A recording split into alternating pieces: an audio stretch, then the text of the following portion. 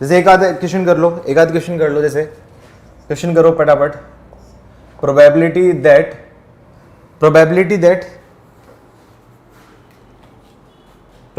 That कोई person ले लेते हैं, Pranav placing an order for a pizza.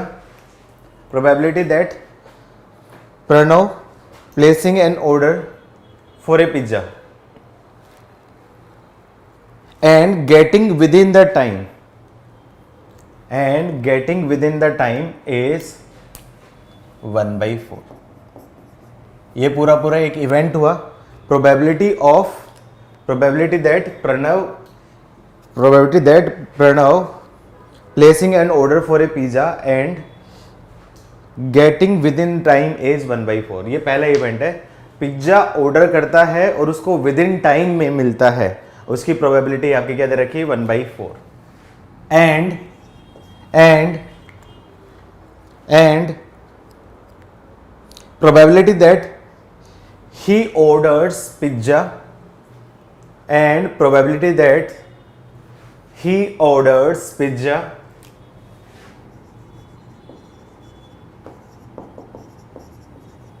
is 1/3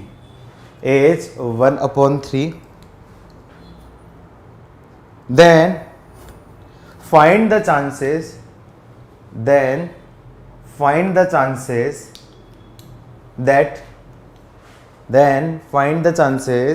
that he will get ordered pizza within time। then find the chances that he will get ordered pizza within time। then find the chances that he will get ordered pizza within time। Answer बहुत छोटा सा होता है, 2 step का answer होता है, बस उसी के लिए देखना है कि क्या चीज है। आंसर बताओ फटाफट से। ठीक है, 3/4 ही तो होना था, इतने इसमें क्या सोचने वाला था, एक स्टेप का क्वेश्चन था। 2 इवेंट हैं। पहला आपका क्या इवेंट है, आपका क्या है, पिज्जा को ऑर्डर करने पे ऑन टाइम डिलीवर होना, विद इन टाइम डिलीवर होना, उसकी प्रोबेबिलिटी क्या है आपकी 1/4। और दूसरा इवेंट है पिज्जा का ऑर्डर करना, उसकी आपकी क्या है 1/3। तो इसकी प्रोबेबिलिटी निकालो कि पिज्जा ऑर्डर किया है और विद इन टाइम डिलीवर किया है। तो probability ordered pizza delivered with in time, spelling गलत होगी, विद इन टाइम में डिलीवर होने का प्रूफ है। सबसे पहला कौन सा इवेंट हुआ, order pizza deliver in time, मतलब पहले कौन सा इवेंट हुआ कि पिज्जा उसने क्या किया, डिलीवर किया, पिज्जा ऑर्डर किया, पहला इवेंट ये हो गया। सेकंड आपका क्या होगा, पिज्जा डिलीवर ऑन टाइम, मतलब ऑर्डर भी किया एंड डिलीवर ऑन टाइम। तो मतलब एक तरीके से आपका क्या है, कंडीशनल प्रोबेबिलिटी हो गई। तो सबसे पहले ऑर्डर करने की प्रोबेबिलिटी आपके क्या होगी 1/3 एंड डिलीवर होने की टाइम 1/4। तो सोल्व करूंगा तो क्या आपका 3/4। एक स्टेप का क्वेश्चन था, बस ये सोचना ही तो था इंपॉर्टेंट। कंडीशनल प्रोबेबिलिटी बहुत टफ नहीं होती, इसके बेसिक एक स्टेप के क्वेश्चन बनते हैं। तो इससे क्वेश्चन वैसे भी नहीं आता है, कम्पिटिटिव एग्जाम्स में तो नहीं आता है, IIT में तो नहीं आता, बाकी में तो आ जाता है। भले ही लिखो, एक आध और होमवर्क लिख लो, इसमें कुछ करवाना है नहीं इसलिए होमवर्क दे रहा हूं, कुछ पढ़ाना नहीं इसमें। Homework, when 2 dices are rolled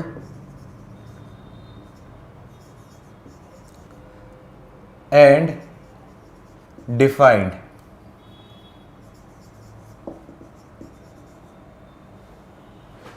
event A as getting doublet and event B as getting sum of 10 or more, then prove that event A given B and B given A are equally likely. कर लोगे? दो dice को role किया है, define किया है event A getting doublet, doublet होने का 1 1 2 2 3 3 और 6 6, और इवेंट बी क्या है, सम दोनों डाइसेस के फेसेस का सम 10 और मोर, 10 है 11 है 12 है। तो उसके बाद क्या निकालना है, find the probability that A given B, A given B and B given A, ये दोनों आपके क्या है, इक्वली लाइकली या इक्वली प्रोबेबल इवेंट है, ये आपको क्या है निकालना है। कर लोगे? बन जाएगा। ए गिवन बी का मतलब क्या हो गया, ए गिवन बी का मतलब क्या हो गया, probability of A intersection B upon P B, मतलब पहले पी बी होगा और फिर पी बी में दोनों में जो कॉमन होगा वो निकालना है, और probability of B given A ही क्या जाएगा, probability of A intersection B upon P A, ये आपका क्या है, probability of B given A हो जाएगा। आई थिंक बन जाएंगे सारे, बेसिक सम्स हैं, बेसिक सम्स है सारे बन जाएंगे। क्लियर है बेटा? यस नो बोलो। ये कंपेरेटिवली एक इजी टॉपिक है, स्पेसिफिकली स्ट्रेस नहीं आएगा, आगे चीजें लिंक करके इंडिपेंडेंट इवेंट दे देगा, मोर देन इवेंट दे देगा, फिर उसके बाद इनफाइनाइट सीरीज वाला दे देगा। जैसे एक क्वेश्चन आपका इनफाइनाइट सीरीज वाला भी आया था, लेकिन लास्ट लेक्चर में मैंने उसकी हिंट दी थी, वो बन गया था बेटा, इनफाइनाइट सीरीज वाला बन गया था ना, एक टेस्ट पेपर में एक इनफाइनाइट सीरीज वाला आया था, बन गया था ना सबसे। मैं हिंट देके गया था, हिंट देके गया था, जानबूझ के इसलिए हिंट दी थी कि बिना बताए हुए तुम लोग कर सकते हो कि नहीं कर सकते हो, उसी वजह से दिया था वो क्वेश्चन, जानबूझ के दिया था मैंने वो, कि क्लास में जो चीजें बोली जाती है उसको कितना तुम सीरियसली लेते हो।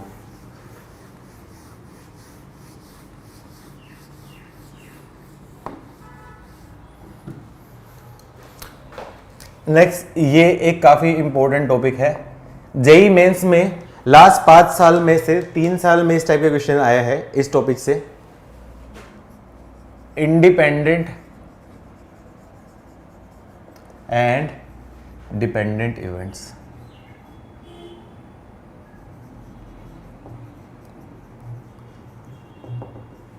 डेफिनेशन ऑलरेडी बता चुका हूं, डिपेंडेंट और इंडिपेंडेंट इवेंट क्या होते हैं, दो इवेंट ए और बी इंडिपेंडेंट इवेंट कहलाएंगे यदि अकरेंस और non occurrence of A does not affect the occurrence और नॉन अकरेंस ऑफ बी, मतलब किसी एक इवेंट ए के होने या नहीं होने से किसी दूसरे इवेंट होने या नहीं होने पे कोई फर्क नहीं पड़ेगा, तो इस टाइप के इवेंट क्या होते हैं, independent event.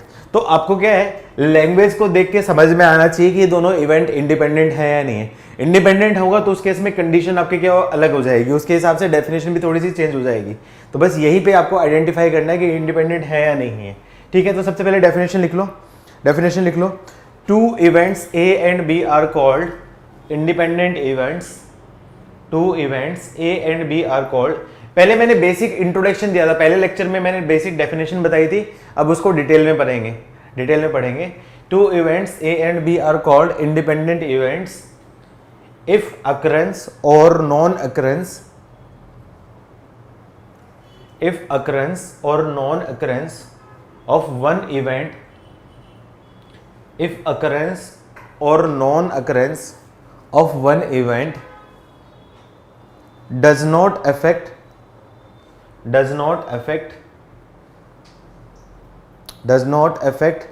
occurrence of the other, does not affect occurrence of other,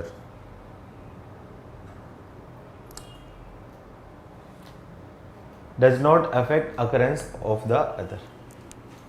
अच्छा, अब यहां पे डेफिनेशन लिख लिया बेटा, सबने सबने लिख लिया ना, मैं आगे पढ़ाता हूं, लिख लो तो बताओ, मैं अब डेफिनेशन देता हूं। अरे यस नो बोल दिया करो, लिख लिया तो ठीक है। अब मैं क्या बोलूं, if event A and B are independent events, then बता सकते हो probability of occurrence of A given probability B, इसकी प्रोबेबिलिटी क्या होगी जल्दी बताओ। ए और बी दोनों इंडिपेंडेंट है, तो probability of occurrence of A given B, इसकी वैल्यू क्या हो जाएगी, इसकी वैल्यू क्या आ जाएगी, जीरो नहीं होगी बेटा, दोबारा से सोचो, वेरी गुड, इसकी वैल्यू क्या आ जाएगी, प्रोबेबिलिटी ऑफ अकरेंस ए।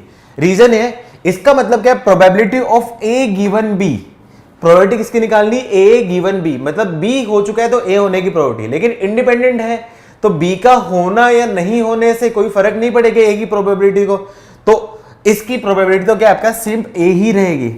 जबकि कुछ इवेंट कॉमन थे तो उस केस में ए इंटरसेक्शन बी था, मतलब बी का कॉमन वाला था, लेकिन यहां पे आपका क्या बी के ऊपर डिपेंड है ही नहीं, तो probability of A given B, मतलब ए के होने की प्रोबेबिलिटी बी हो चुकी है, बी पे कोई होना मतलब है ही नहीं, तो उसकी प्रोबेबिलिटी सेम हो जाएगी, आपकी प्रोबेबिलिटी ऑफ ए हो जाएगी। अच्छा, अब इसकी डेफिनेशन क्या है, probability of A given B की वैल्यू क्या होती है आपकी, probability of A intersection B upon P B is equal to क्या होगा आपका पी ए हो जाएगा। तो इससे मैं क्या बोल सकता हूं, probability of A intersection B is equal to P A into P B. Mathematical method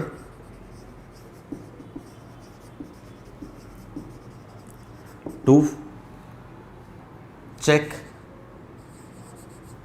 event A and B are independent. A और बी इंडिपेंडेंट इवेंट कब होंगे, एक ही कंडीशन में होंगे, जब P A intersection B is equal to P A into P B. अच्छा, इसको मैं दूसरे तरीके से बता सकता हूं।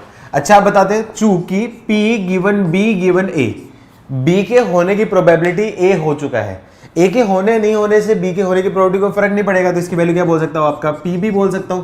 तो इसकी डेफिनेशन अगेन खोलूंगा, इसकी डेफिनेशन खोलूंगा तो P B intersection A upon P A is equal to क्या है आपका पी बी। इसको सोल्व करूंगा तो इससे भी यही आएगी, इससे भी यही आएगी, तो यही नेसेसरी एंड सफिशिएंट कंडीशन है to prove two event A and B are independent. दो इवेंट ए और बी इंडिपेंडेंट इवेंट कब होंगे, जब P A intersection B is equal to P A into P B. ये इंपॉर्टेंट कंडीशन है, यही condition आपको यूज करनी है, जल्दी से लिख लो।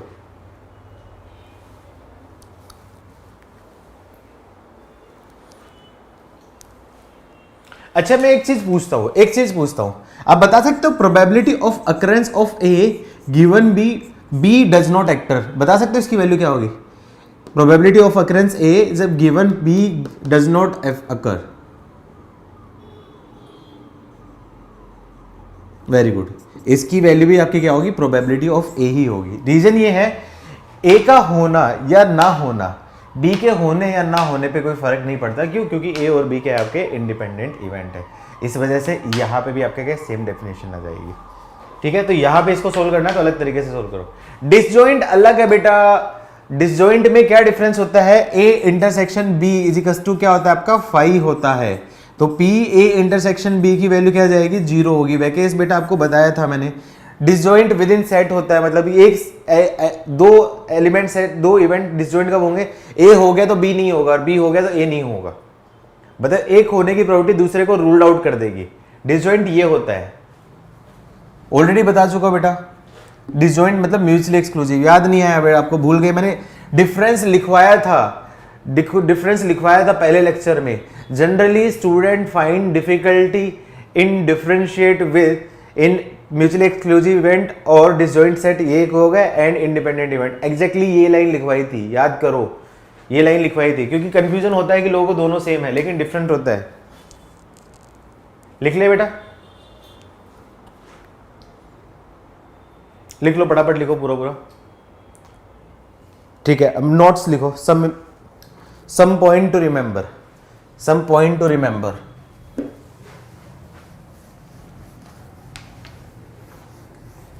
कुछ कंडीशंस वगैरह बता रहा हूं जो आपको याद रहे।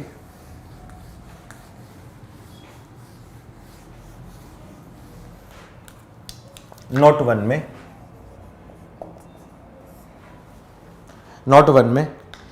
if events are not independent then they are said to be dependent event। मतलब डिपेंडेंट कब हो गए, जब P A intersection B is not equals to P A into P B. यदि इक्वल नहीं आएगा तो उस केस में ए एंड बी क्या होंगे, आर डिपेंडेंट इवेंट होंगे।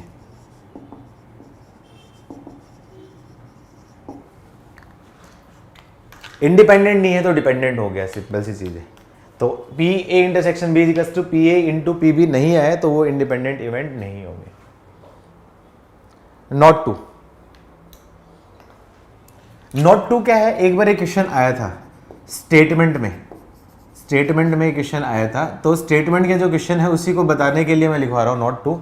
लिख लो, ध्यान से लिखना, इसमें कंफ्यूज मत होना, मिस इंटरप्रेट मत करना उसको। लिख लो, इफ ए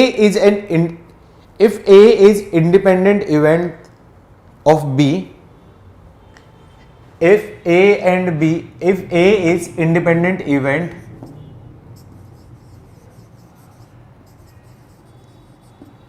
of B, या from B बोल सकते हो, एक ही बात है, कोई फर्क नहीं पड़ता, ग्रामर तुम लोग की अच्छी है। A is independent event of B, then event P will be independent event, then event P will be independent of Q,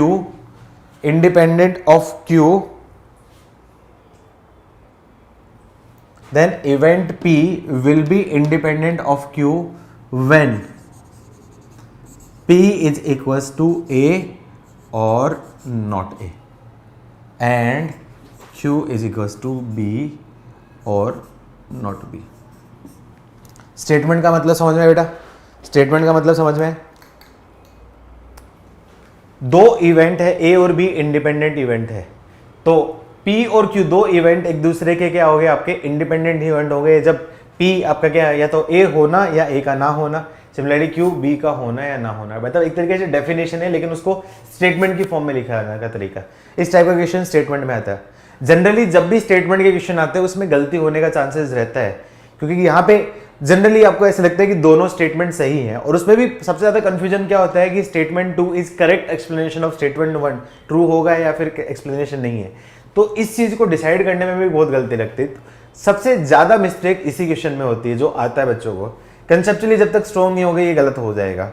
और आईटी एडवांस में क्वेश्चन आ सकते हैं, पहले आते थे, हम लोग के टाइम में आते थे, स्टेटमेंट के 4 क्वेश्चन आते थे, अभी बंद हो गए कुछ ईयर से, हो सकता है वापस से चालू कर दे। हर साल आईटी अपना एग्जाम पैटर्न चेंज करता रहता है। जैसे लास्ट ईयर का जो आईटी ने पैटर्न रखा था, उन्होंने इंटीजर्स बहुत ज़्यादा डाल दिए थे, इंटीजर्स भी डाल दिए थे, न्यूमेरिकल भी डाल दिए थे, तो हो सकता है इस बार कुछ पैटर्न में चेंज करे। तो आपको हर टाइप की सिचुएशन के लिए प्रिपेयर करना है, ठीक है। लिख लिया बेटा, यहाँ तक लिख लिया।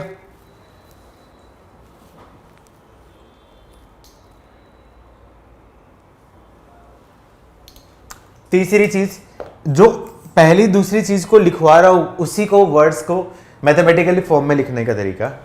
If A and B are independent event, जानबूझ के मैं बार बार लिखवा रहा हूं जिससे एटलीस्ट आपके माइंड में स्ट्राइक रहे। If A and B are independent events, then A and B not, A naught and B and A naught and B naught are pairs of independent event, are pairs of independent event।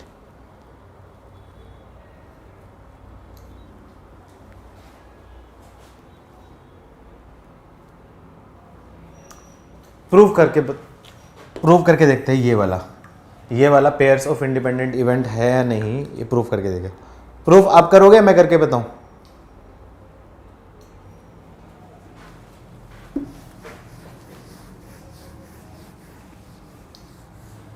Proof करके देखते हैं।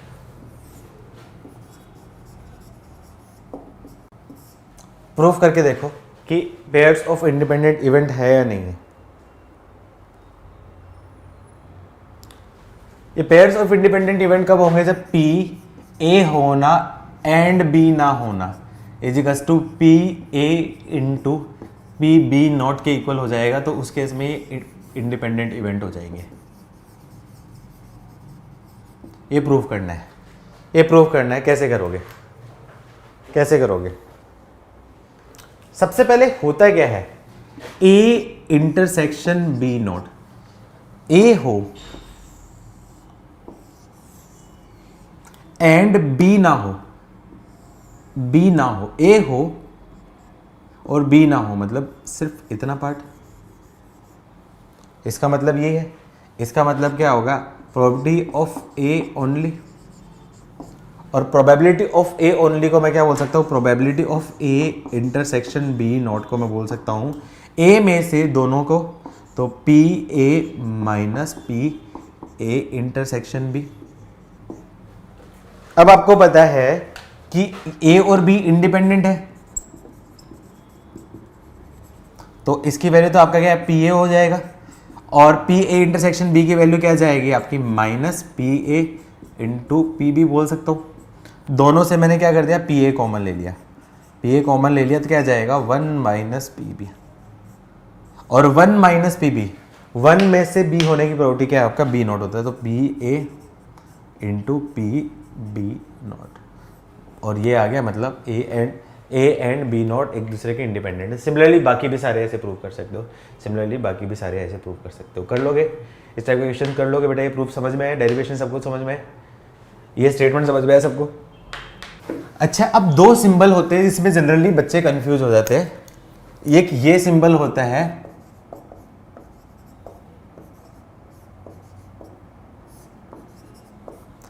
क्या ये दोनों same है या different है, क्या दोनों सेम है या डिफरेंस है, दोनों सेम है डिफरेंस है, क्या है, उल्टा, ये दोनों तो सेम हो गए ना, दोनों तो सेम हो गए थे, दोनों तो सेम हो गए, हाँ।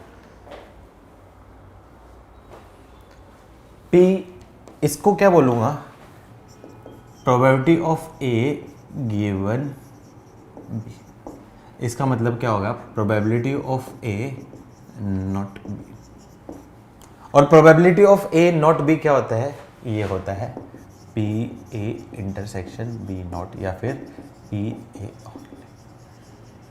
ये डिनोटेशन का तरीका है, इसका मतलब probability of A given B होता है, इसका मतलब क्या होता है, probability of A not B, not B मतलब बी पे नॉट, एक साथ लिखने का तरीका है, जल्दी से लिख लो, नॉट फॉर,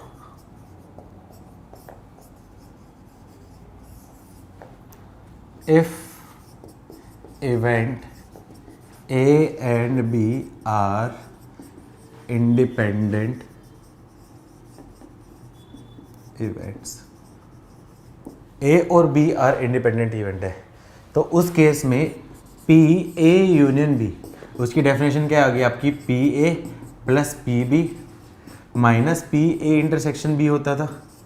अब A इंटरसेक्शन B की वैल्यू क्या है, इंडिपेंडेंट इवेंट है, तो अब इसकी डेफिनेशन क्या हो जाएगी, ये उसकी क्या होगी, डेफिनेशन हो जाएगी P A यूनियन B, उसकी डेफिनेशन क्या होगी आपकी, P A plus P B minus P A into P B।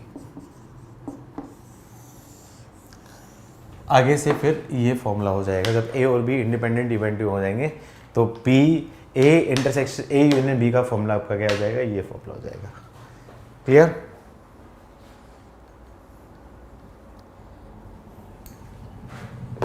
Note 5, यदि A and B are independent event,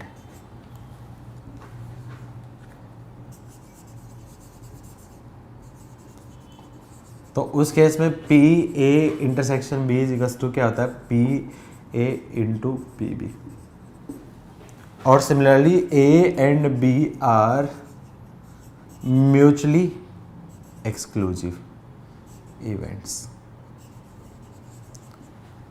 mutually exclusive, या फिर डिसजॉइंट भी बोल सकता हूँ, डिसजॉइंट इवेंट, दोनों एक ही बात है। म्यूचुअली एक्सक्लूसिव या डिसजॉइंट है तो उस केस में क्या होगा, P A इंटरसेक्शन B की वैल्यू क्या जाएगी, 0। अब क्वेश्चन कब आएगा, अब मुझे बताना यदि मैं स्टेटमेंट बोलता हूँ कि if A and B are independent event as well as mutually exclusive event, अब ये कंडीशन पॉसिबल कब होगी, ए और बी दोनों इंडिपेंडेंट इवेंट भी हैं और म्यूचुअली एक्सक्लूसिव इवेंट भी है, तो ये कंडीशन कब पॉसिबल होगी?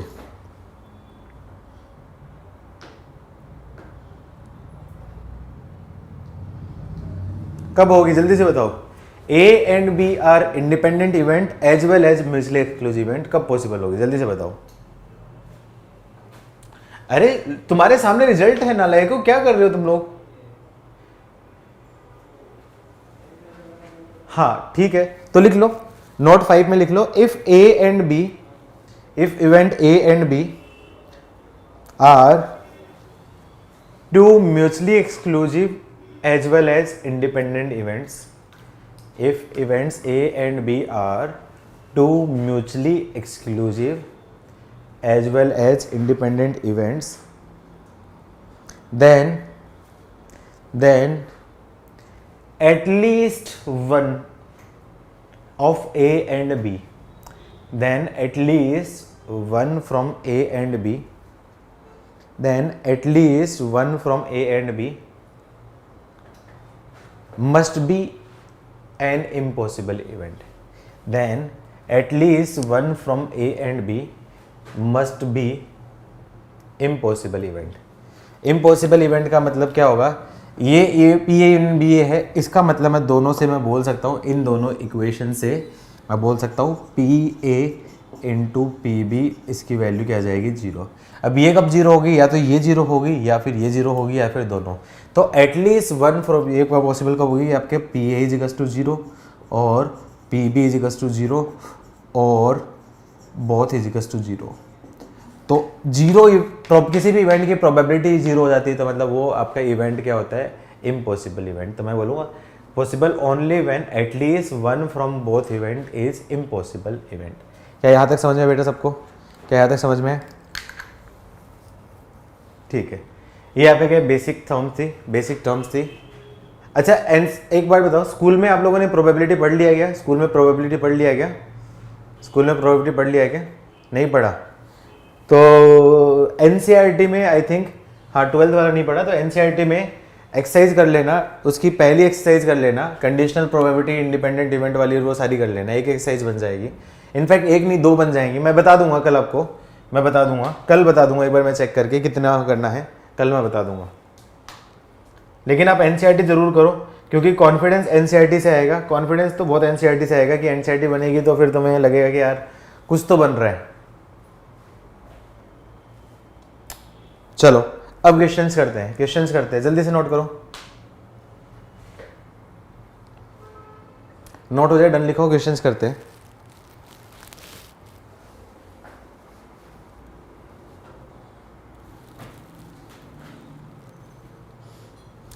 इसमें बहुत टफ क्वेश्चन बनते नहीं है, स्ट्रेट फॉरवर्ड क्वेश्चन बनते हैं डेफिनेशन चेक करने के। एक क्वेश्चन करवा देता हूँ, बाकी 2-3 क्वेश्चन होमवर्क दे देता हूँ, फिर आगे नेक्स्ट टॉपिक पे बढ़ेंगे। जल्दी से लिखो। चलो बेसिक क्वेश्चन से स्टार्ट करो, बेसिक क्वेश्चन से, बहुत इजी क्वेश्चन, इसमें बहुत टफ बनते नहीं है। क्वेश्चन है, let a dice is rolled and defined outcomes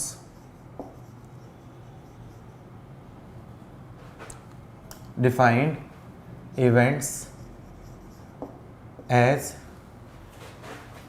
A event क्या है? outcome is multiple of 3 and B event क्या है? Outcome is an odd number.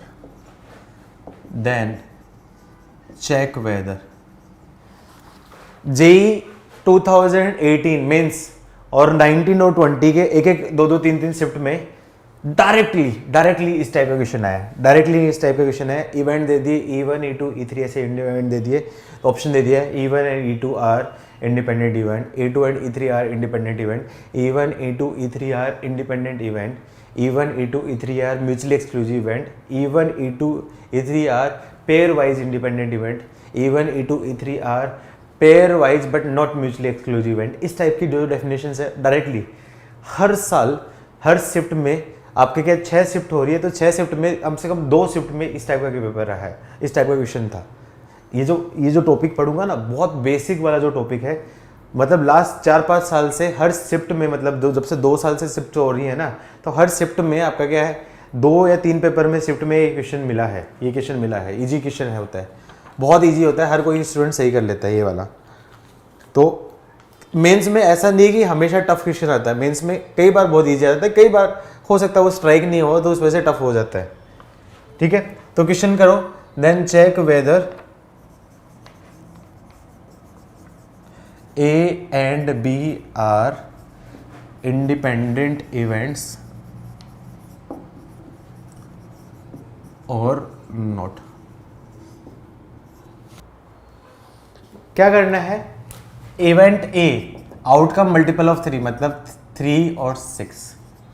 Event B outcome is an odd number 1, 3, 5। Sample space तो क्या आ जाएगा आपका 1, 2 से लेके आपका क्या होगा 6 हो जाएगा। तो प्रोबेबिलिटी ऑफ A क्या जाएगा 2/6, मतलब 1/3। प्रोबेबिलिटी ऑफ B 3/6, मतलब आपका क्या है 1/2। अब मैं बात करूं A intersection B। A intersection B दोनों में क्या कॉमन है, क्या दोनों में कोई कॉमन है, क्लियरली एक कॉमन है, तो आपका क्या है कॉमन आएगा 3। तो बोल सकता हूँ probability of A intersection B is equals to आपका क्या जाएगा 1/6। अब मैं क्या करूँ, ये आपका क्या है, चूंकि these will be independent if PA intersection B is equals to PA into PB। Check करो, तो LHS क्या आपका 1/6, RHS क्या दे रखा है आपका 1/3 इंटू 1/2। तो क्या आपका 1/6 इज इक्वल्स टू 1/6 है, मतलब हैंस प्रूव इंडिपेंडेंट इवेंट है। बेसिक सम है, आई थिंक इस टाइप के क्वेश्चन आप कर लोगे। होमवर्क दे देता हूँ। हाँ कुशल, क्या डाउट आ गया तेरे को यार, इसमें डाउट कैसे आ सकता है तेरे को? हाँ बताओ, माई कौन है? हाँ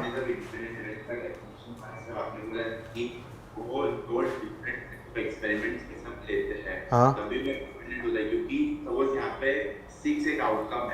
तो अरे इवेंट ए पहले उसने कर दिया, पहले एक इवेंट हो गया, वो एक अलग एक्सपेरिमेंट होगा, दोबारा रोल करूंगा तो उसमें ओड नंबर आ जाएगा, 2 डिफरेंट आउटकम ही मान ले। नहीं, ये तो क्या दिक्कत है इनमें, सेम थोड़ी है आउटकम्स। मतलब ऐसा थोड़ी है कि एक साथ में 3 भी आ रहा है वो भी होगी, तो ए अलग में होगा, एक साथ तो नहीं आएगा ना सारी चीज में। तो बी मतलब हो सकता है दोबारा उसने कोइन टॉस किया होगा, क्योंकि देखो चीजें तो लिंक नहीं है ना इसमें। चलो होमवर्क लिखो। कई बार थोड़ा एक्सेस सोचना भी है ना, प्रोबेबिलिटी में क्वेश्चन को गलत करवा देता है। कई बार एक्सेस में सोचना भी प्रोबेबिलिटी और पीएनसी क्वेश्चन को गलत कराया था। ये मेरा ऑब्जर्वेशन है कि कई बार बच्चे बहुत एक्स्ट्राऑर्डिनरी चीजें सोच लेते हैं, अच्छा ये चीज भी होगी। और जेई में इन केस यदि इजी क्वेश्चन आ गया तो काफी बच्चे तो इस वजह से भी गलत कर देते हैं कि यार पीएनसी प्रोबेबिलिटी में इतना इजी क्वेश्चन आ ही नहीं सकता, मतलब कहीं न कहीं इसमें कोई ना कोई ट्विस्ट या कोई ना कोई लोचा है। तो इस वजह से भी काफी बच्चे गलत करके आते हैं उल्टा सीधा सोच के। तो कोई बात नहीं, ऐसा नहीं है कि जेई एडवांस में अब सारे क्वेश्चन टफ आते हैं, सारे क्वेश्चन टफ आते हैं, ऐसा कोई जरूरी नहीं है। 10 to 20%, 20 to 25% क्वेश्चन इजी भी होते हैं, बाकी क्वेश्चन मॉडरेट भी होते हैं और टफ भी होते हैं, ऐसा नहीं है, सारे टफ नहीं होते। तो इनकेस ऐसा कुछ दिख रहा है ना, तो फिर मतलब ऐसा नहीं है कि तुम इतना इजी क्वेश्चन नहीं हो सकता, गलत करके आ जाओ तुम लोग, ये नहीं सोचनी। स्टैंडर्ड चीजों के ऊपर जाना है, जो एक्चुअली प्रोसीजर है ना उसी के ऊपर जाना है आपको। अपनी तरफ से कुछ भी एज्यूम नहीं करना है, जो चीज दे रखी वही चीज करना है। अपनी तरफ से ना एक्स्ट्रा सोचना है, ना अपनी तरफ से कोई एजम्पशन लेना है, ये चीज ध्यान रखना, नहीं तो क्वेश्चन गलत कर सकते हो तुम लोग। क्वेश्चन लिखो, होमवर्क बहुत बेसिक है, मुझे कुछ बताना नहीं है इसमें, इसलिए होमवर्क दे रहा हूं। If PA is equals to 1/2 and PB is equals to 1/3, then find PA union B। ये आप कर ही लोगे। when पहला case A and B are independent event. दूसरा case when A and B are mutually exclusive events. पहला part. दूसरा part, 3 coins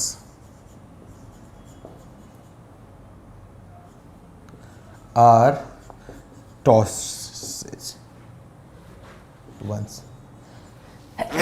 Sorry, 3 coins are tossed once and events are defined as 3 coins are tossed one and events are defined as event P है same type outcomes। Same type outcome मतलब all same type outcomes, all same type outcome मतलब तीनों outcome आपका क्या है, same हो। Event Q at least 2 head occurs और event R at most 2 head occurs। 3 coin को टॉस किया है और इवेंट्स डिफाइन है। पी इवेंट है कि सेम टाइप आउटकम, मतलब सेम टाइप आउटकम पता ही है, तीनों हेड होंगे या तीनों टेल होंगे।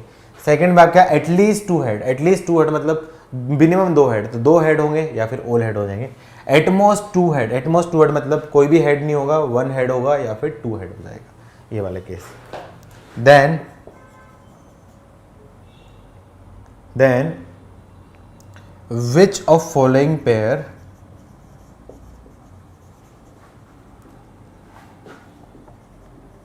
is independent?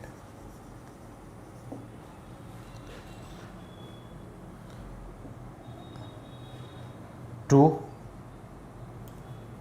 independent events। Option A है P and Q pairs, option B है P and R pair, option C है Q and R pairs, option D है ऑल। कर लोगे बेटा, बेसिक क्वेश्चन है, ये बन जाएंगे।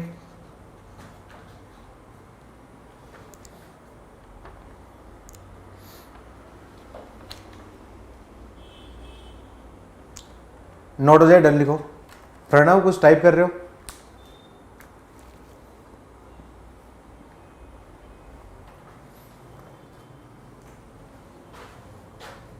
P and Q और P and R, P and R, अरे कोई बात नहीं, वो तो तुम्हें समझ में आ जाना चाहिए ना। P Q है, P R है, तो प्रिंटिंग मिस्टेक हो ही जाती है कई बार।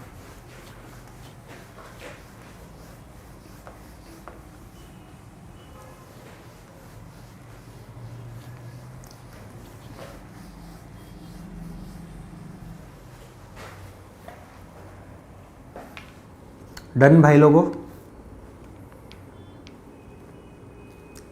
डन भाई लोगों और उनकी बहनों।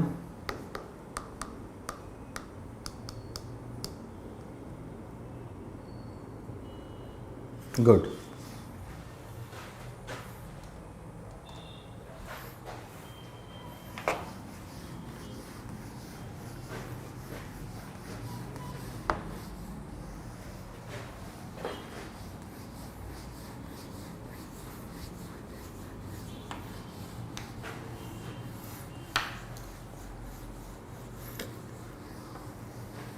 इस वीक प्रोबेबिलिटी कंपेरेटिवली इजी रहेगा, नेक्स्ट वीक से प्रोबेबिलिटी थोड़ा सा टफ हो जाएगा, नेक्स्ट वीक से थोड़ा सा टफ हो जाएगा। इस वीक की 3 ही क्लासेस होंगी, तो conditional probability, independent event, pair wise mutually exclusive, यही सारी चीज़ बताऊंगा। लेकिन जैसे ही बाइनोमियल डिस्ट्रीब्यूशन लग जाएगा और उसके बाद आपका क्या है इन्फिनिटी वाली भी आ जाएगी, वो भी ईजी होता है। लेकिन थोड़ा थोड़ा सा जो लास्ट वाला जो पोर्शन होता है वो थोड़ा सा टफ हो जाता है उसका। अभी तक जो भी पोर्शन पढ़ा है सारा ईजी है, अभी तक सारा का सारा ईजी है, जितना ये पोर्शन पढ़ा है सारा पीजी। 4 नहीं है बेटा इस बार, 3 ही, मेरी 3 क्लास है इस बार। होमवर्क ये तुम बताना कि होमवर्क लेना है या क्लास में करना है। If A1 and A2 are two events such that PE1 is equals to 1/4, PE2 given E1 is equals to 1/2 and PE1 given E2 is equals to 1/4. Then check whether E1 and E2 are independent events और not. Homework कर लोगे या class में करोगे? बन जाएगा ना, homework कर लो, बन जाए तो होमवर्क लिख दो, नहीं तो फिर क्लास में कर लेंगे। इजी है मेरे हिसाब से, बन जाएगा। लिख दो, अपना ओपिनियन लिखो। होमवर्क कर लोगे?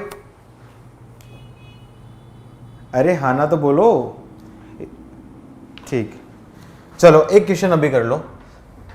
वैसे इसमें बहुत ज़्यादा टफ वाले क्वेश्चन बनते नहीं है, लेकिन फिर भी थोड़े बहुत इधर उधर से मेरे को मिले जो भी क्वेश्चन मैं दिखा देता हूँ आपको, किस टाइप के क्वेश्चन पूछे जा सकते हैं इसमें। लैंग्वेज में ही घुमाएगा, अननेसेसरी लैंग्वेज पढ़ा के आपका क्या 1 मिनट का टाइम वेस्ट करेगा। बाकी प्रोबेबिलिटी में क्वेश्चंस एक चीज याद रखना, जिसकी लैंग्वेज इतनी बड़ी है, मतलब अननेसेसरी क्वेश्चन में दम नहीं है, उसको लैंग्वेज में घुमाया है। लेकिन जिसकी लैंग्वेज छोटी है, मतलब उसको दोबारा से पढ़ना कि कहीं कुछ छुपाई चीज तो नहीं है उसने। लैंग्वेज घुमाए मतलब अननेसेसरी वो आपका टाइम वेस्ट करवाना चाह रहा है, लेकिन किसी की लैंग्वेज छोटी है मतलब कहीं की वो चीज़ें छुपाना चाह रहा है, और वो चीज़ मिस करोगे तो आंसर गलत हो जाए। ये चीज़ ध्यान रखना। पीएनसी प्रोबेबिलिटी में ये मिस्टेक होती है जनरली बच्चों से। 2 buses A and B are scheduled to arrive Ahmedabad bus stand at noon.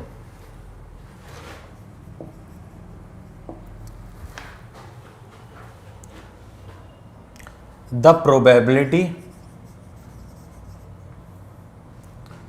that bus A will be late is 1/5, and the probability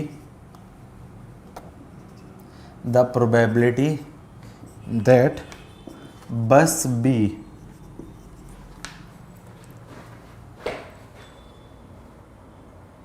will be late is 7/25, and the probability that bus B is late given that bus A is late is 9/10. Then find the probability that neither of bus will be late on a particular day.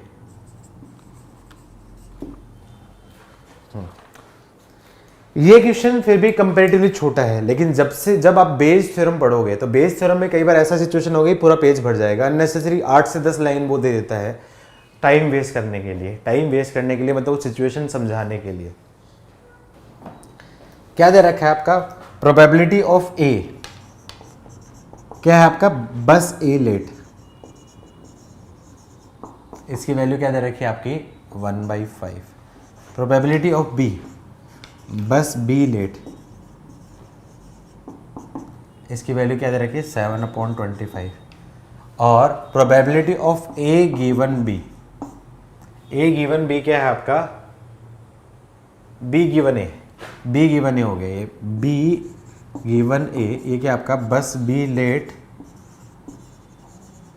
Given A let, इसकी value क्या दे रखी है आपकी, P B A intersection B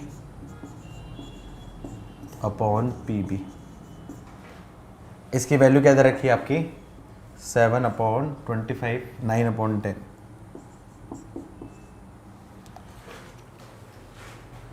तो उससे मैं क्या कर सकता हूं, इससे मैं क्या कर सकता हूं, पी ए इंटरसेक्शन बी की वैल्यू निकाल सकता हूं, पी ए इंटरसेक्शन बी की वैल्यू निकाल सकता हूं। तो क्या जाएगी आपकी 9/10 इंटू पी बी, मतलब 9/10 इंटू 7/25 आ जाएगा। ये ज़रूरत पड़ेगी मुझे कहीं, ये ज़रूरत मुझे पड़ेगी कहीं, ठीक है। अच्छा ए है, ओके, प्रिंटिंग मिस्टेक है, पी ए हो गया, तो फिर तो गलत ही हो जाएगा, पी ए, पी ए का मतलब क्या हो जाएगा, ए का मतलब आपका क्या 1/5, तो क्या जाएगा 9/50। अब उसने क्या पूछा है, उसने क्या पूछा है, प्रोबेबिलिटी ऑफ नन लेट। अब इवेंट क्या डिफाइन है, लेट होना, तो ए नोट क्या हो जाएगा, ए नोट क्या होगा, ए लेट नहीं है, ए लेट नहीं है मतलब ए टाइम पे है, ए लेट नहीं है मतलब ए टाइम पे है, मतलब नन लेट का मतलब क्या हो जाएगा, प्रोबेबिलिटी ऑफ ए लेट ना हो एंड बी भी लेट ना हो, ये डेफिनेशन आएगी, समझ में है। प्रोबेबिलिटी ऑफ नन लेट मतलब ए लेट ना हो, और का मतलब एंड बी लेट ना हो। पी ए इंटरसेक्शन बी का यूनियन याद है De Morgan theorem, De Morgan theorem याद है, डी मॉर्गन थ्योरम, इसको क्या बोलते हैं, पी ए यूनियन बी को क्या बोल सकता हूँ, 1 - पी ए यूनियन बी, क्या ऐसा बोल सकता हूँ, क्या इसको ऐसा बोल सकता हूँ। और इसकी वैल्यू क्या बोल सकता हूँ, 1 - पी ए यूनियन बी का मतलब P A plus P B, और ए और बी यहाँ पे ए एंड बी इंडिपेंडेंट है या नहीं,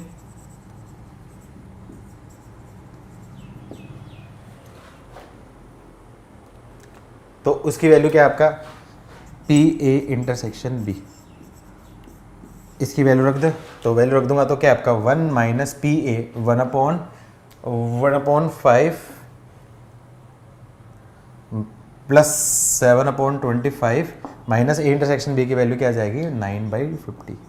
सोल्व कर लेना, सोल्व कर लेना, शायद क्या है 7/10 ही आंसर आ रहा है सबका, आई थिंक यही आंसर है सबका, ठीक है, नोट कर लो, वेरी गुड, बहुत बढ़िया बच्चों, शाबाश, डन, रब कर लिया, नोट हो गया, रब कर दो।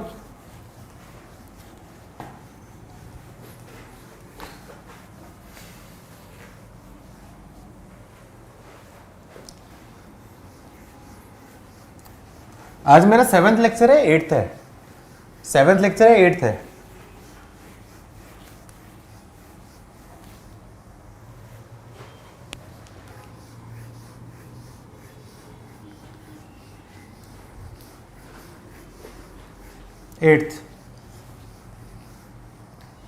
थोड़ा सा स्पीड और बढ़ानी पड़ेगी यार, इस तरीके से तो 13 में नहीं हो पाएगा अपना,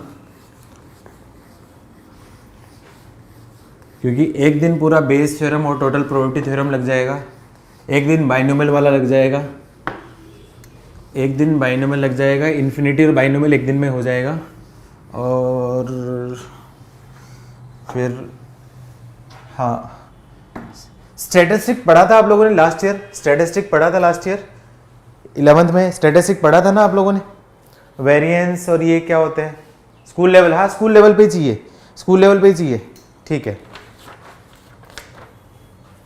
नहीं कहीं मुझे ऐसा डर लगा कि अमिट तो नहीं किया है उसको।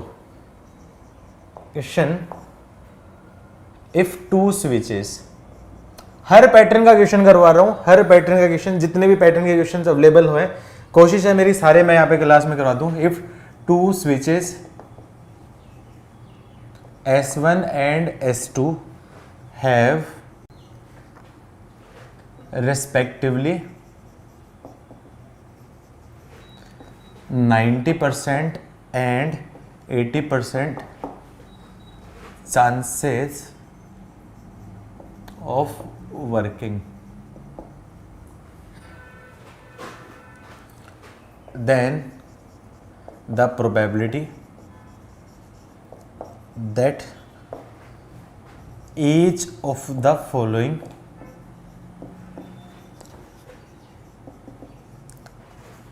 circuit will work, मतलब या फिर लैंप आपका क्या होगा, जलेगा।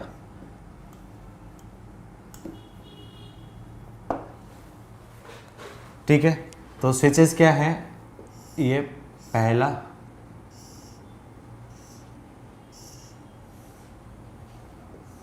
यहाँ से लाइट जा रही है, पॉजिटिव नेगेटिव बैटरी, और यहाँ पे एक आपका बल्ब लगा देता हूँ।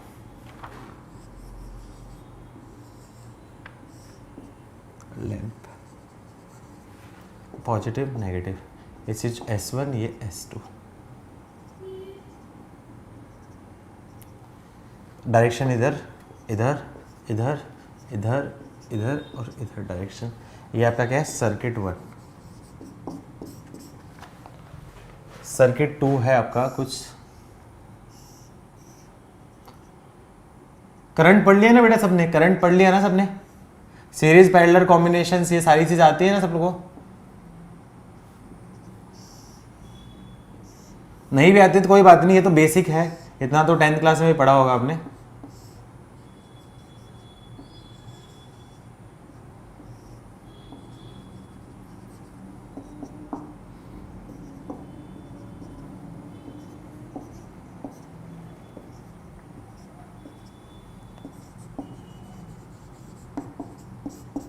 चलो निकालो, सर्किट 1 वर्किंग करे उसकी प्रोबेबिलिटी और सर्किट 2 वर्किंग करे इसकी प्रोबेबिलिटी। चलो मैं हेल्प कर देता हूँ, इवेंट डिफाइन कर देता हूँ। ए आपका क्या है, स्विच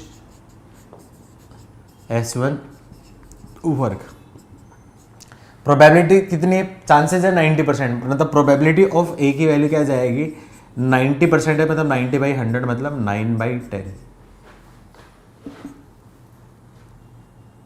पहले का आंसर क्या है बेटा, 1.72/100। नहीं 1.72/100 कैसे हो सकता है बेटा सात्विक? अच्छा ओके ठीक है। बी आपका क्या है, स्विच बी वर्क, ठीक है समझ गया। तो प्रोबेबिलिटी ऑफ बी क्या हो जाएगा आपका, 80/100 मतलब 8/10।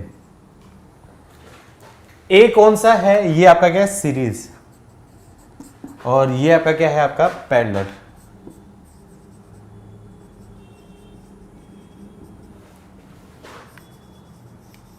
याद है रूल्स सीरीज और पैरेलल कनेक्शन में? तो मैं क्या बोलूंगा, आपका पहला सर्किट 1 विल वर्क कब होगा, when both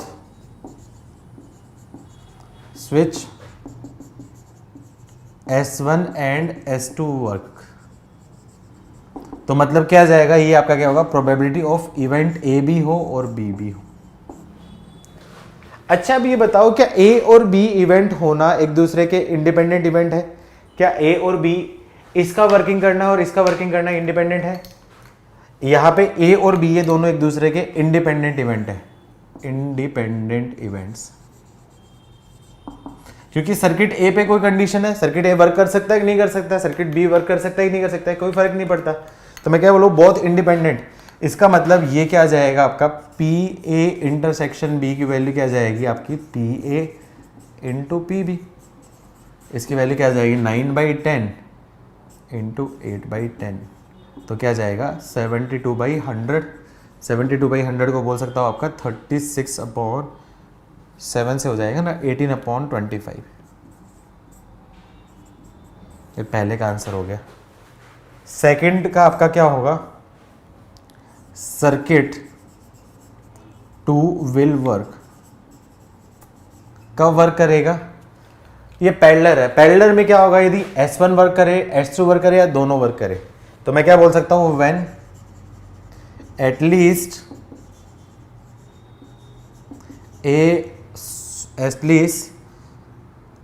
one switch from S1 and S2 work. तो यहां पे केसेस हो जाएगा, जब S1 केस लूंगा तो S1 वर्क करे, S2 वर्क ना वर्क करे, S2 वर्क करे, S1 ना वर्क करे या दोनों वर्क करे, ये 3 केसेस बनेंगे। तो फेवरेबल वेज थोड़ा सा डिफिकल्ट है, इसका आपका क्या निकाल देता हूँ, इसकी वैल्यू क्या है आपकी 1 माइनस प्रोबेबिलिटी ऑफ ए भी ना हो एंड बी भी ना हो, क्या ऐसा बोल सकता हूँ, S1 भी वर्क ना हो और S2 भी ना हो, इसकी वैल्यू ये हो जाएगी। और ये इंडिपेंडेंट इवेंट है, ये भी इंडिपेंडेंट होगा, तो इसको बोल सकता हूँ 1 माइनस पी ए भी ना हो इंटू पी बी भी ना हो। तो क्या जाएगा, 1 माइनस पी ए होने की प्रोबेबिलिटी क्या जाएगी, 1/a ना होने की प्रोबेबिलिटी 1/9 और 1/10 और 2/10। तो क्या जाएगा आपका 98/100, तो क्या जाएगा 49/50। ये इस क्वेश्चन का फाइनल आंसर। आई थिंक सबका सही होगा, आई थिंक ये सबका सही होगा। 2 स्टूडेंट चाहिए, कौन ले लेते हैं, आर्या आशी, ठीक है। क्वेश्चन है, Arya speaks truth 90% cases, 90% of the cases and आशी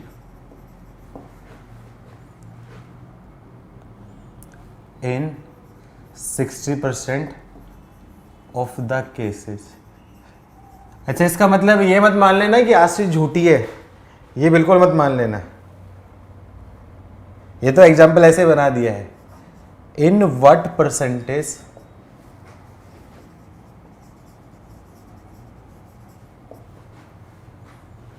of cases are they likely to contradict to each other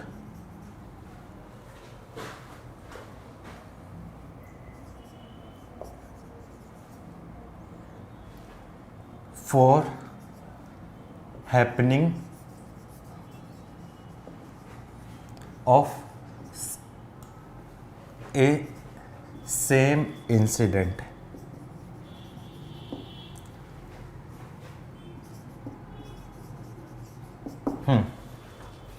ये 2 पर्सन है, एक है आपकी आर्या है, एक आपकी क्या आशी है।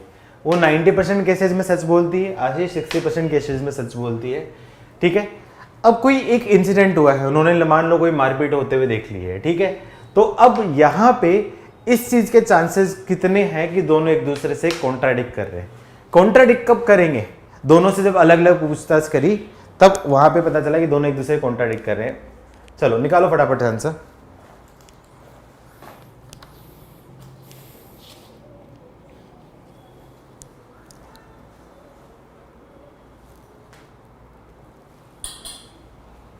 ठीक है, आई थिंक आ गया, आई थिंक आ गया है। गुड। प्रोबेबिलिटी ऑफ ए का मतलब क्या है, आर्या स्पीक्स ट्रुथ।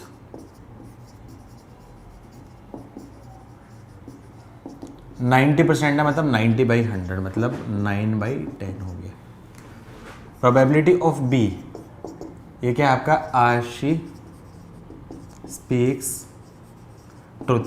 इसमें ज़्यादा टफ क्वेश्चन बनते ही नहीं है, जितने भी टफ टाइप के जो बनते हैं वो इसी टाइप के क्वेश्चन है और कोई है ही नहीं। 60/100 मतलब आपका क्या है 6/10। अब क्या निकालना है, contradict. A and B are contradict.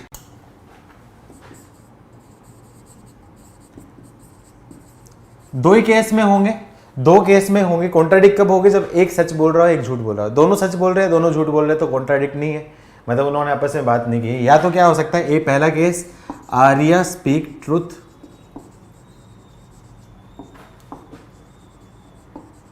But आशी नॉट।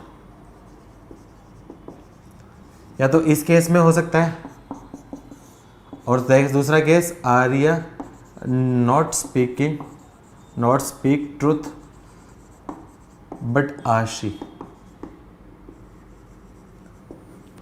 या तो ए हो नहीं हो, मतलब इनडायरेक्टली क्या होगा, ये दो डिफरेंट केसेस है। दो डिफरेंट केसेस के केस में क्या करता हूं, क्लब करने के लिए यहां पे लेना पड़ेगा और विद इन केस में मतलब आपका क्या, एंड। तो मतलब आपका क्या होगा, पी ए हो एंड बी ना हो, प्लस पी बी ए ना हो एंड बी हो।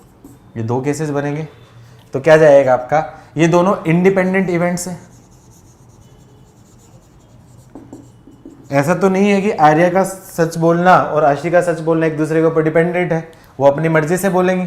तो इंडिपेंडेंट है, मतलब ये क्या जाएगा, P A into P B not plus P A not into P B. तो इसकी वैल्यू क्या जाएगी, पी ए की वैल्यू क्या जाएगी, 9/10 इंटू बी नॉट, बी ना होने की वैल्यू 4/10 प्लस ए नॉट का मतलब क्या जाएगा, 1/10 इंटू बी नॉट 6/10। तो क्या जाएगा, 36 प्लस 6/100। तो क्या आपका 42/100। तो क्या आपका 21/50 इसकी प्रोबेबिलिटी। ठीक है, कर लोगे इस टाइप के क्वेश्चंस? नोट करो, जल्दी से नोट करो।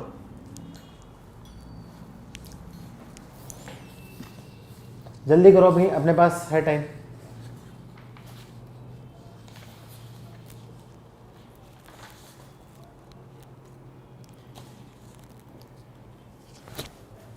अपनी क्लास 1:30 तक है ना, 1:30 तक है ना अपनी class?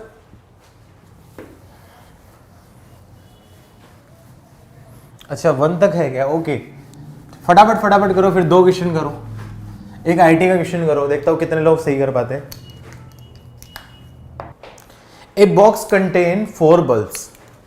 A box contain 4 bulbs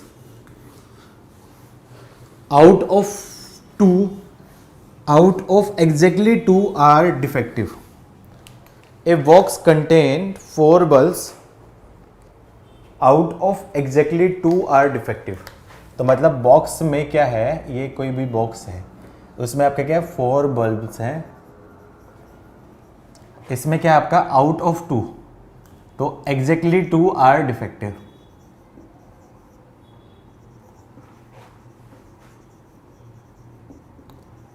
A box contain 4 bulbs out of exactly 2 are defectives. Tests are carried out. Tests are carried on bulb one by one. Tests मतलब टेस्ट करे जा रहे हैं उसके ऊपर। Test are carried on bulbs one by one until the 2 defective bulbs are found. Until the 2 defective bulbs are found. Then find the probability that exactly 2 tests required. Then find the probability that exactly 2 tests required. अच्छा कल के test में था क्या? ठीक है। Then find the probability that exactly 2 tests required. Okay, फिर तो ठीक है। अच्छा मुझे ये चीज़ बतानी थी, यहाँ पे बच्चे क्या गलत करते हैं, exactly 2 टेस्ट रिक्वायर्ड है, तो रिक्वायर्ड प्रोबेबिलिटी क्या करते हैं, बहुत से बच्चे क्या कर देते हैं, पहला भी डिफेक्टिव हो जाए और दूसरा भी डिफेक्टिव हो जाए। तो उसके केस में आपका क्या होगा, आंसर क्या होगा, टोटल 4 है जिसमें से 2 एंड डिफेक्टिव और 2 है आपके डिफेक्टिव। तो डिफेक्टिव पहला भी आपका क्या है, 2/4 एक निकल गया, तो 3/1। तो क्या जाएगा आपका, ये बन जाएगा 2/12, मतलब 1/6 इसका आंसर होगा। मज़े की बात ये है, बुक्स में भी यही आंसर दे रखा है। इंटरनेट पे जितनी भी चीज़ें अवेलेबल हैं सब में सेम आंसर दे रखा है। कौन कौन सी वेबसाइट जो भी आप देखोगे ना, 5-6 रिजल्ट्स देखोगे, सबका आंसर यही है। अब चेक करोगे, सबका आंसर यही होगा, सबका आंसर यही होगा। लेकिन अनफॉर्चुनेटली ये आंसर सबका रोंग है, ये आंसर रोंग है। क्यों? क्योंकि एक और केस हो सकता है जब अपन फाइंड कर सकते हैं। कब हो गया? पहले में नॉन डिफेक्टिव हो गया और दूसरे में भी नॉन डिफेक्टिव हो गया। नॉन डिफेक्टिव मतलब दो नॉन डिफेक्टिव बाहर हो गए, तो रिमेनिंग दोनों क्या है आपके, डिफेक्टिव हुए कि नहीं हुए? क्या इस केस में भी तो डिफेक्टिव का अपन फाइंड कर सकते हैं? क्या समझ में आई ये चीज? क्या ये चीज समझ में आई? तो ये दूसरा केस क्या जाएगा आपका, नॉन डिफेक्टिव मतलब 2/4 इंटू 1/3, मतलब आपका क्या है 1/6। तो ये दोनों एक दूसरे अलग हैं, तो आपका क्या है, रिक्वायर्ड प्रोबेबिलिटी बोल सकता हूँ आपका 1/6 प्लस 1/6, मतलब आपका क्या 2/6 मतलब 1/3। इसीलिए मैं बोलता हूँ गूगल वाली चीज़ों पे भरोसा मत करो। आप जितनी भी वेबसाइट देखोगे हर जगह पे आंसर यही दिया होगा। आप देखोगे ना, जो भी आपके डाउट्स वगैरह के लिए जो भी अवेलेबल हैं, जो भी आपकी वेबसाइट है, सब जगह पे इन्होंने ये दे रखा है। रीज़न ये है क्योंकि जो डाउट्स बनाते हैं ना वो सारे क्या एक ही बुक से बनाते हैं, और किसी एक बुक ने गलती से दे दिया तो सारे गलत दे दिए। हाँ दे बताओ क्या डाउट है? देखो इधर देखो 4 बल्ब है, 4 बल्ब है, 2 डिफेक्टिव है, 2 नॉन डिफेक्टिव है। तो 2 डिफेक्टिव आपको फाइंड करने हैं, 2 डिफेक्टिव फाइंड करने हैं। तो पहला केस आपने क्या डिफेक्टिव ले लिया, दूसरा बल्ब भी डिफेक्टिव हो गया, 2 डिफेक्टिव फाइंड हो गए। या फिर क्या हो सकता है, पहला बल्ब निकाला नॉन डिफेक्टिव मैंने साइड में रख दिया, दूसरा बल्ब भी निकाला नॉन डिफेक्टिव, वो साइड में रख दिया, मतलब जो रिमेनिंग 2 बल्ब है वो डिफेक्टिव हो जाए। ये दूसरा केस क्यों आया है? क्योंकि एग्जैक्टली बेटा 4 बोल्स है, लेकिन यहीं पे आपका क्या 5 बोल होती, यहाँ पे 5 बोल होती ना, 5 बल्ब होते तो दूसरा केस नहीं होता। यहाँ पे 5 बल्ब होते तो दूसरा केस नहीं होता, क्योंकि 5 बल्ब हो गए तो डिफेक्टिव। लेकिन इन केस मान लो 2 नॉन डिफेक्टिव तो 3 रह गए। अब उसमें से 2 डिफेक्टिव है, 1 नॉन डिफेक्टिव है, तो दूसरे केस में आइडेंटिफाई नहीं कर पाएंगे। इसलिए 5 के केस में ये सेकंड वाला केस नहीं आएगा, लेकिन 4 के केस में सेकंड वाला केस आया। आई बात समझ में? बेटा? क्यों नहीं हो सकता? अरे 5 के केस में नहीं होगा, 4 के केस में होगा बेटा। नियंता सही बोल रही है, 5 के केस में नहीं होगा, 4 के केस में होगा। ठीक है, क्लियर हुआ बेटा? तुम्हारा डाउट क्लियर हुआ? डाउट क्लियर हुआ तुम्हारा?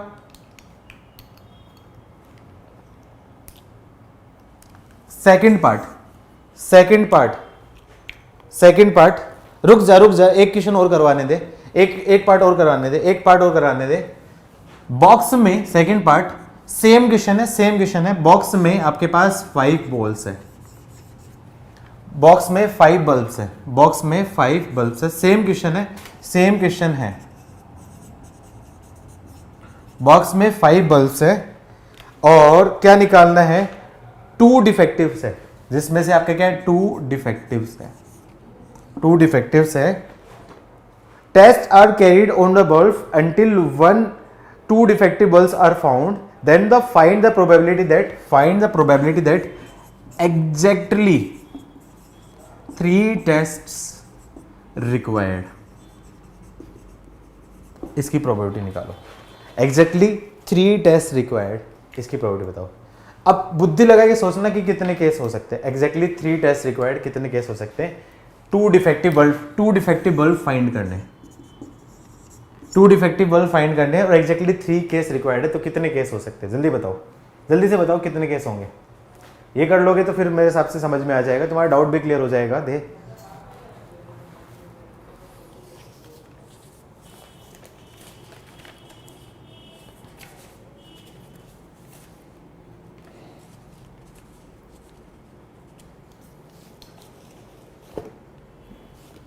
कितने केसेस होंगे? केसेस बताओ कितने होंगे बेटा? 3 केसेस, वेरी गुड। 3 केसेस कौन से होंगे? पहला केस 1, पहला डिफेक्टिव आ गया, नॉन डिफेक्टिव और तीसरा डिफेक्टिव, ये केस बन जाएगा। पहला नॉन डिफेक्टिव, दूसरा डिफेक्टिव, तीसरा डिफेक्टिव, दूसरा केस हो जाएगा। 2 डिफेक्टिव हो रहे, जनरली स्टूडेंट ये दो ही करेंगे, लेकिन एक केस भी हो जाएगा, पहला नॉन डिफेक्टिव, दूसरा नॉन डिफेक्टिव और तीसरा नॉन डिफेक्टिव। तो उस केस में जो रिमेनिंग जो होंगे ना, रिमेनिंग 2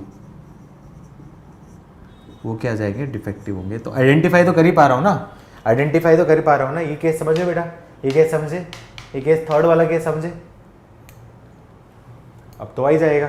तो इस केस में क्या जाएगा, डिफेक्टिव, तो दो डिफेक्टिव तो 2/5, नॉन डिफेक्टिव 3/4 और defective 1/3, plus non defective 3/5 into defective 2/4 into defective 1/3, plus तीसरा case non defective 3/5 into 2/4 into 1/3।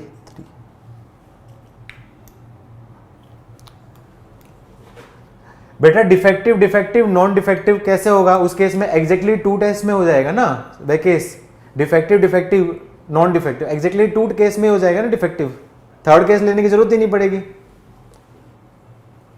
समझे। एग्जैक्टली 3 बोला, मतलब तीसरे में ही आना चाहिए। तो सोल्व कर दूंगा तो क्या जाएगा, ये आपका क्या जाएगा, आपका 6/60, 6/60 मतलब आपका क्या जाएगा 3/10, 1/10। क्या 1/10 आंसर था क्या सबका, 6 अरे 18 होगा, 18 3 केस बनेंगे, 3/10 ओके 3 केसेस बन रहे हैं ना, 3 केसेस, ओके ठीक है। चलो इतना ही। डे 3 बेटा आप ट्राई कर सकते हो, डे 3 आप ट्राई कर सकते हो, डे 3 ट्राई कर सकते हो। अरे अरेंजमेंट नहीं होंगे मेरे भाई, ध्येय सुनता क्यों नहीं, अरेंजमेंट क्यों नहीं होंगे, क्योंकि पहला केस डिफेक्टिव, दूसरा नॉन डिफेक्टिव, तीसरा डिफेक्टिव, एग्जैक्टली थर्ड हो गया। अरेंजमेंट क्यों नहीं कर सकता मैं उसका बताता हूं। पहला डिफेक्टिव, दूसरा डिफेक्टिव, तीसरा नॉन डिफेक्टिव हुआ, तो तीसरे केस की जरूरत ही नहीं होगी, एग्जैक्टली 2 केस में आ जाएंगे ना, तीसरे केस की जरूरत ही नहीं पड़ेगी ना। तीसरे केस की उसने क्या बताया, एग्जैक्टली 3 टेस्ट रिक्वायर्ड, तो डिफेक्टिव नॉन डिफेक्टिव इसमें जरूरत नहीं पड़ेगी, वो केस लिखूंगा क्यों मैं, एक्स्ट्रा आएगा ना, वो आपका एक्स्ट्रा आएगा उस केस में, वो गलत हो जाएगा। ठीक है, चलो आज के लिए इतना ही।